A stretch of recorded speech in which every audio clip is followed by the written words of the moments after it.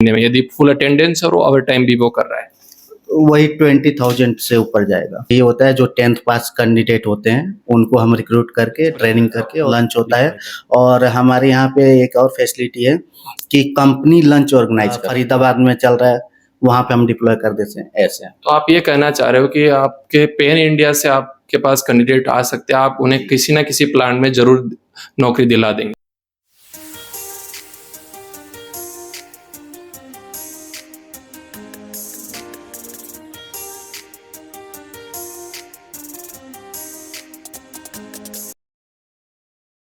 दोस्तों, एक बार फिर से हम आप लोगों के सामने हाजिर हैं नई और इंटरेस्टिंग जॉब्स के बारे में जानकारी लेकर के। आज हमारे साथ सर हैं और हम इनसे जानेंगे आप लोगों के लिए इनके पास कौन सी जॉब अवेलेबल है। साथ ही साथ हम जानने वाले हैं इस जॉब के लिए कैंडिडेट्स की क्वालिफिकेशन क्या होनी चाहिए। सबसे पहले सर, आपका इस इंटरव्यू और चैनल में स्वागत है। हम इस वीडियो की शुरुआत और इस इंटरव्यू की शुरुआत आपके इंट्रोडक्शन से करना चाहेंगे। आप अपना नाम और आपकी कंपनी और फर्म का नाम बताइए sir. Thank you so much. मेरा नाम बबलू कुमार गुप्ता है। I am managing director of this company Planway Global Services and हम मैन पावर सर्विस प्रोवाइड करते हैं बड़ी बड़ी कंपनियों में। तो हमारा जो वर्क होता है वो रिक्रूटमेंट होता है और कैंडिडेट को हम ट्रेनिंग दे के क्लाइंट साइड पर डिप्लॉय करते हैं। अभी आप कौन सी कंपनी के लिए हायरिंग करवा रहे हैं मोस्टली? अगर दिल्ली एनसीआर की बात करें तो हमारे पास 4-5 कंपनियां हैं, बट अभी हमारे पास जो टॉप मोस्ट हायरिंग चल रही है वो है हमारे पास Jet Town. Jet Town company में कौन से और किस तरीके के प्रोडक्ट्स बनते हैं सर? तो यहाँ पे हमारे यहाँ हेडफोन बनते हैं, नेक बैंड जो बोलते हैं, और मोबाइल्स का मैन्युफैक्चरिंग होती है। तो सारी इलेक्ट्रॉनिक ही प्रोडक्ट यहाँ पे मैन्युफैक्चरिंग होती है। तो यहाँ पे हमको चाहिए होता है जो 10th पास कैंडिडेट होते हैं उनको हम रिक्रूट करके ट्रेनिंग करके और डिप्लॉय करते हैं। और जो आईटीआई किए हैं, तो जो आईटीआई किए होते हैं उनकी सैलरी थोड़ा ज़्यादा होती है। जो 10th किए होते हैं, 12th किए होते हैं, उनकी सैलरी क्वालिफिकेशन के हिसाब से सैलरी होती है, क्वालिफिकेशन के अकॉर्डिंग एडजस्ट होती होगी। तो आप जो जिन जिन कैंडिडेट्स को हायर कर रहे हैं उनकी जॉब प्रोफाइल क्या रहने वाली है? लाइक वो सिलेक्टेड होने के बाद कंपनी में उनको किस तरीके का काम करना होगा? तो बेसिकली उनको क्या करना होता है कि एक तो हम बेसिक ट्रेनिंग प्रोवाइड करते हैं। एक तो इंटरव्यू होगा, सबसे पहले इंटरव्यू होता है। अब क्वालिफिकेशन के हिसाब से डेजिग्नेशन मिलता है और सैलरी मिलती है। उसके बाद हम ट्रेनिंग देने के बाद उनको फिर हम मशीन पर बैठाते हैं कि मतलब जैसे जो सिलेक्शन होता है उस हिसाब से वो काम करते हैं। जैसे मान लीजिए कि सोल्डरिंग हो गया, एसएमटी है, बहुत सारे डिपार्टमेंट हैं। उसी डिपार्टमेंट वाइज सिटिंग जॉब होती है, मतलब अंदर फैक्ट्री के अंदर ही बैठ के काम करना है। मतलब ये स्टैंडिंग जॉब नहीं है, सिटिंग वाली जॉब है। सिटिंग जॉब है। और सर सबसे जो बड़ा कंसर्न रहता है कैंडिडेट्स का कि क्या यदि हम लोकल बंदे हैं तो क्या हमारे लोकल कैंडिडेट्स को भी हायर किया जाता है? लोकल कैंडिडेट्स को थोड़ा कम हम प्रेफर करते हैं, उसका कुछ रीज़न है। बट हम जैसे मान लीजिए कि दिल्ली एनसीआर में हायरिंग कर रहे हैं तो हम कोशिश करते हैं कि जो 200 किलोमीटर से दूर बिलोंग करते हैं वहाँ से हम कैंडिडेट हायर करते हैं। और जो यहाँ के कैंडिडेट हैं हम उनको थोड़ा सा दूर मतलब जैसे मान लीजिए हमारे फरीदाबाद में चल रहा है, वहाँ पे हम डिप्लॉय कर देते हैं ऐसे। तो आप ये कहना चाह रहे हो कि आपके पेन इंडिया से आपके पास कैंडिडेट आ सकते हैं, आप उन्हें किसी ना किसी प्लांट में जरूर नौकरी दिला देंगे? जी जी। और इसमें सर आगे अपन बात करें जो ये जॉब है वो कितने घंटे की रहने वाली है? लाइक उनको एक डे में कितने घंटे काम करना होगा?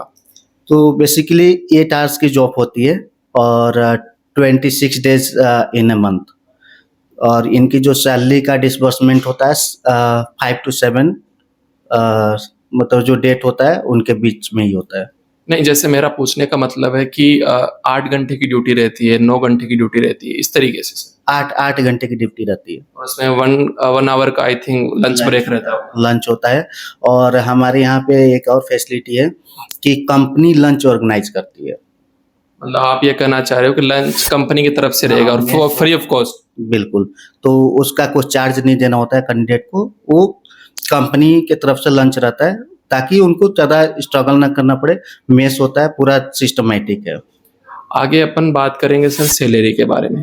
तो कैंडिडेट्स को जो सिलेक्टेड कैंडिडेट्स हैं उनको इन हैंड सैलरी कितनी मिलने वाली है? तो सैलरी तो बेसिकली स्किल्स के ऊपर डिपेंड करता है।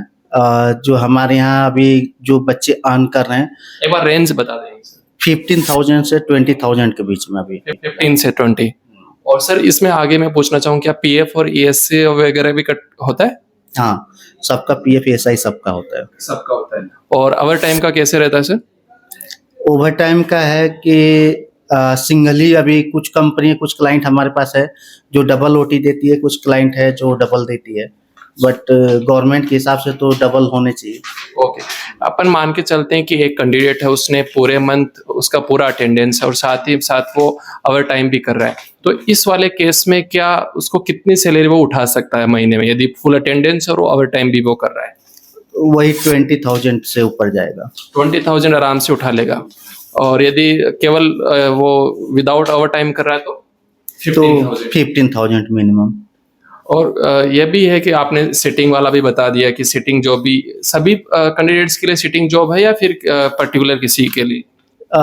जैसे मान लीजिए कि अगर हम महाराष्ट्र में बात करें, महाराष्ट्र के लिए, तो उधर जाएंगे तो जैसे सीटिंग जॉब नहीं होता है, बट वो फैक्ट्री होती है, तो वॉकिंग वाला जॉब रहता है। जैसे मान लीजिए कि प्रोडक्शन निकल रहा है ना, तो प्रोडक्शन निकल रहा है तो प्रोडक्शन उठा के एक जगह से दूसरे लोकेशन शिफ्ट करना, तो उस तरह से भी जॉब है हमारे पास। वो प्लान टू प्लान डिपेंड करता है, आप ये कहना चाह रहे हो सर? ओके सर, आगे अपन बात कर लेते हैं। क्या इस जॉब के लिए फ्रेशर कैंडिडेट भी अप्लाई कर सकते हैं या केवल आपको एक्सपीरियंस कैंडिडेट ही चाहिए? नहीं, हम ज़्यादातर फोकस करते हैं फ्रेशर कैंडिडेट पे ही, क्योंकि फ्रेशर कैंडिडेट का हमारा मकसद ये है कि ज़्यादा से ज़्यादा लोग जॉब करें इंडिया में, और सब कोई एक्सपीरियंसेस बंदा तो हर कोई हायर कर रहा है, बट हम ज़्यादातर फोकस कर रहे हैं फ्रेशर्स पे। और क्वालिफिकेशन क्या रहनी चाहिए कि सर कैंडिडेट की?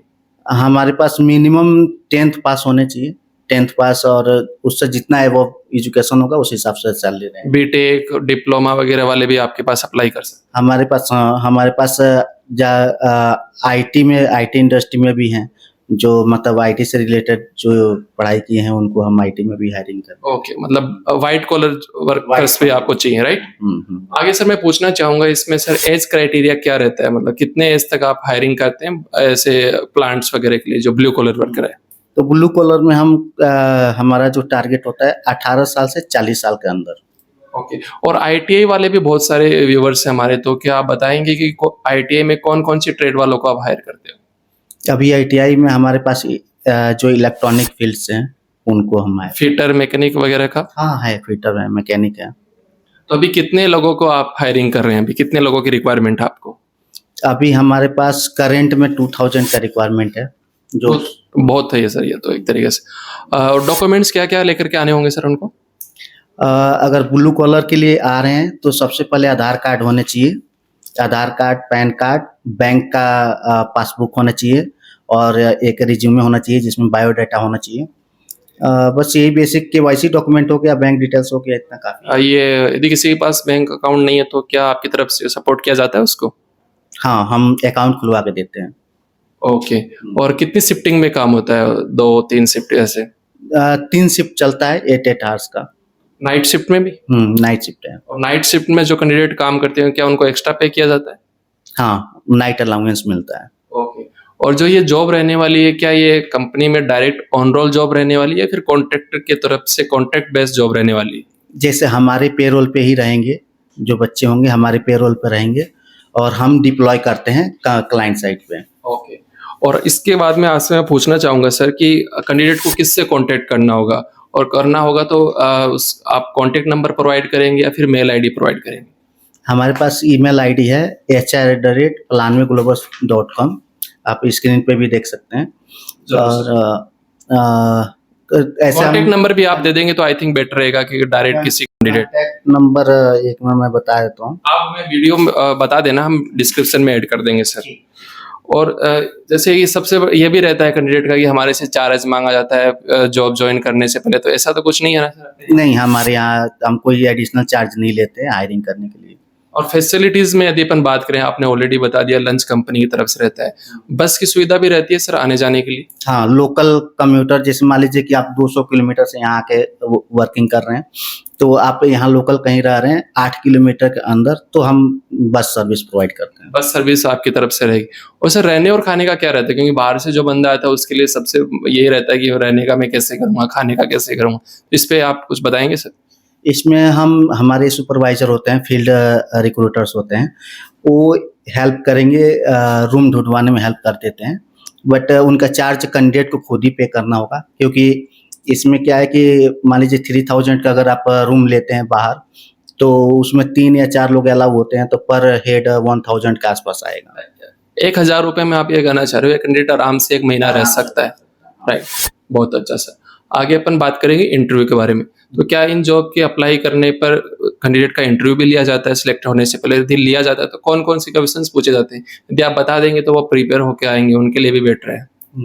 जैसे बेसिक इन्फॉर्मेशन होना चाहिए कि जैसे आप कहाँ से पढ़ाई किए हैं, आपका स्कूल का नाम क्या है, और जिस पोजीशन के लिए आए हैं उस पोजीशन के बारे में पता होना चाहिए थोड़ा बहुत।